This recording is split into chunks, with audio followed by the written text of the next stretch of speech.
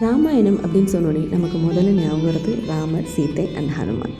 ஹனுமான் அப்படின்னு சொன்னோடனே அவர் இந்த சஞ்சீவி மலையை தூக்கிட்டு இருக்க இந்த பிம்பம் தான் நம்ம மனசில் டக்குன்னு வரும். இந்திரஜித்தால் அடிபட்டிருந்த லக்ஷ்மணனுக்கு காயங்களை சரி பண்ணுறதுக்காக கொண்டு வரப்பட்டது தான் இந்த சஞ்சீவி மலை. இந்த சஞ்சீவி மலையை ஹனுமான் ஹிமாலயத்திலிருந்து பறந்து எடுத்துகிட்டு வந்தார் அப்படின்னு சொல்லுவாங்க.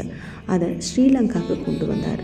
அப்படி கொண்டு வந்தப்போ அதிலிருந்து ஒரு சில பகுதி இங்கே விழுந்திருக்கு. அது இன்னமும் இங்கே மெயின்டைன் பண்ணப்படுது.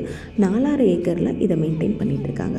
இன்னமும் கை காலில் ஏதாவது அடிபட்டால் இந்த இலையோட சாறு எடுத்துகிட்டு அதை ட்ரீட்மெண்ட்காக யூஸ் பண்ணுறாங்க.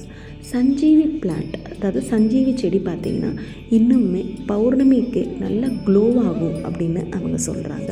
ரொம்ப புனிதத்தன்மையோட இந்த செடியை இவங்க மெயின்டைன் பண்ணுறாங்க. பௌர்ணமிக்கு மறக்காமல் விளக்கு போட்டும் இதை கும்பிடுறாங்க.